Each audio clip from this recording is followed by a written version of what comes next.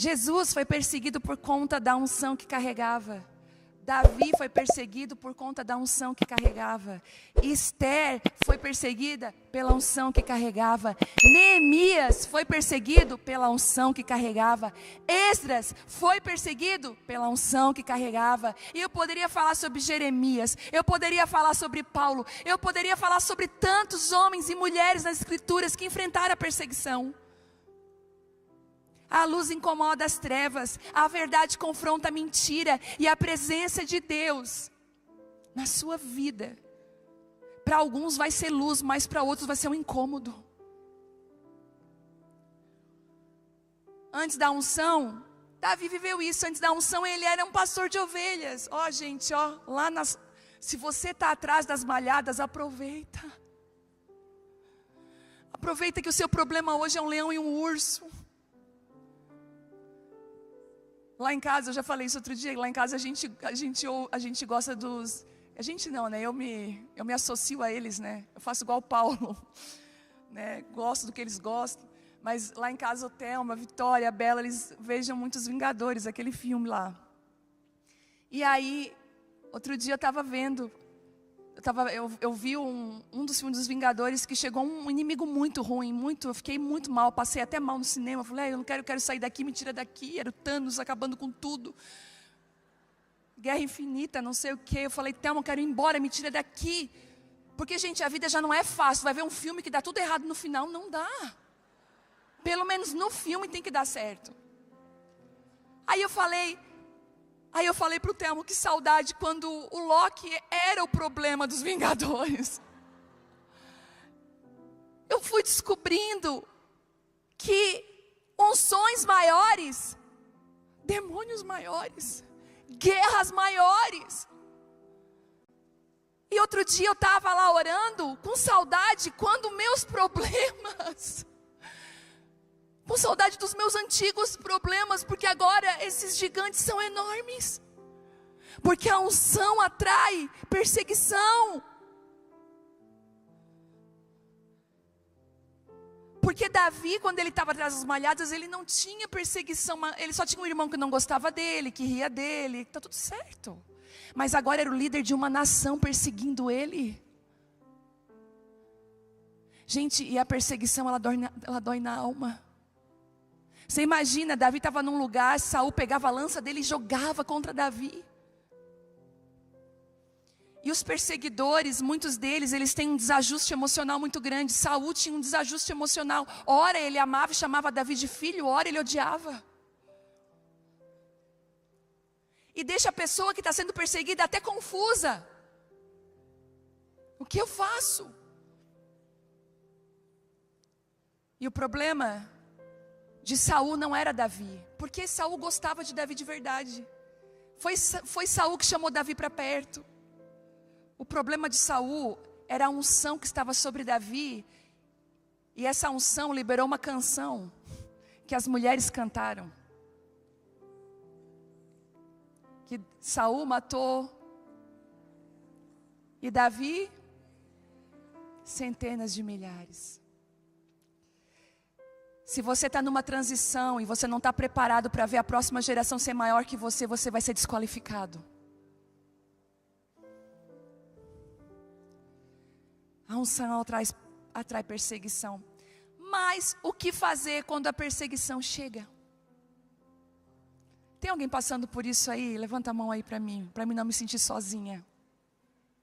Tem gente levantando as mãos e os pés. Muitos pensam... Olha, muita gente acha, isso Deus trouxe para mim em momentos muito difíceis. Porque muita gente acha, eu vou enfrentar.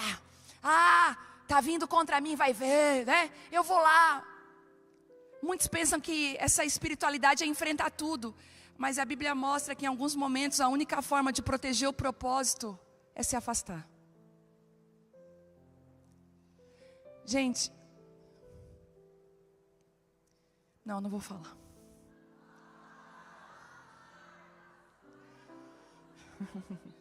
Falar não.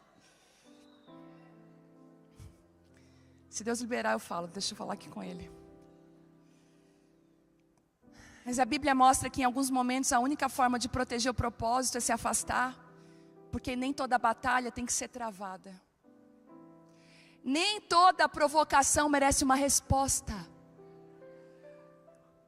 Nem toda porta aberta por Deus deve ser anunciada. Olha o que Deus fez, fica quieto. Fica quieto, passa por ela. O problema é que a gente está aqui, olha eu passando na porta que Deus abriu. Olha eu passando, olha Deus me honrando. Não, gente. E nem toda perseguição deve ser confrontada. Porque às vezes, a estratégia de Deus é muito simples. Está preparado para ouvir? Fuja dos Saús. Você vai dizer fugir. Davi fugiu. José fugiu. Jesus se retirou diversas vezes. Eu lembro que eu fui naquele monte que eles quiseram empurrar Jesus, não foi, Thelma? A gente estava lá em Jerusalém, lá em Nazaré, onde Jesus nasceu. Eu estava lá, Jesus de Nazaré, isso, né? Eu estava lá em Nazaré e eu estava lá no cume de um monte, daí o guia falou, foi daqui, ó, olha ali, lá é um penhasco mesmo. Foi daqui que o povo de Nazaré queria empurrar Jesus. Jesus teve que se retirar no meio da multidão, teve que fugir. Sabe, isso não é covardia, é proteger o propósito. Eu vou te falar uma coisa, alguns silêncios que você vai dar, é uma oportunidade de Deus justificar e de Deus fazer que o fruto fale. Você nunca vai ver uma árvore dizendo, ei, sou laranjeira, hein? Ei, laranjeira, galera. Não, a Bíblia vai dizer pra gente que uma árvore é conhecida pelo fruto que ela dá. Você vai olhar e vai dizer, é laranjeira. Sabe quando realmente você tem uma liderança na sua vida? Não é quando você impõe a sua liderança. Sou líder, hein? Sou líder. Porque eu sempre digo isso. Quando uma pessoa precisa dizer assim, lembrar todo mundo, ei, quem manda aqui sou eu. Ela já não manda mais. Não tem autoridade. Mas as pessoas reconhecem o fruto da liderança na vida daquela pessoa. As pessoas querem estar perto. Às vezes chegam pastores para congregar com a gente lá na igreja. E eles falam, eu sou pastor. Aí e cadê o teu rebanho? Cadê o povo? Porque pastor cheira ovelha.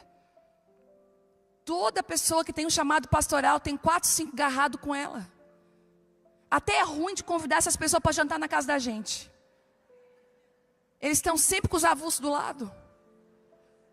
E eu sempre disse, mas deixa eu levar fulano, é porque fulano, eles têm uma história triste para contar dos outros. É pastora, de certeza. E eu trouxe algumas lições que a gente precisa aprender nesse tempo.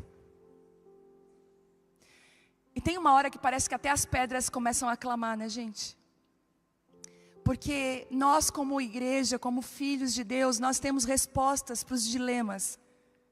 Nós não andamos por aí perdidos, como quem não sabe para onde vai. Nós temos a luz da palavra de Deus. Mas outro dia eu estava vendo uma influenciadora que não é cristã, e ela estava falando disso. Dessa perseguição que se enfrenta. E ela não tinha meios de contornar isso. Porque o mundo não sabe como lidar com isso. Mas aqueles que são de Cristo, aqueles que andam com Deus, vão proteger o propósito. E a primeira lição que eu aprendo nessa palavra, porque Davi está aqui protegendo a unção que Deus havia derramado sobre ele. Saul queria destruir a unção. É que a solidão é melhor do que estar em companhia errada. Em 1 Samuel 21 ali, quando você vê o sacerdote, ele faz uma pergunta: por que você veio sozinho e ninguém veio com você? Davi chega sozinho a Nobe. Ele havia perdido posição, ele havia perdido conforto, perdido reconhecimento, mas não havia perdido o propósito. Às vezes você pode até perder as pessoas, mas não perca o seu propósito. Existem momentos em que Deus nos separa das pessoas para preservar aquilo que Ele está construindo dentro de nós. nem toda solidão que você enfrenta é abandono. É Deus te ensinando a proteger o que Ele colocou dentro de você. Algumas solidões são salas de proteção divina.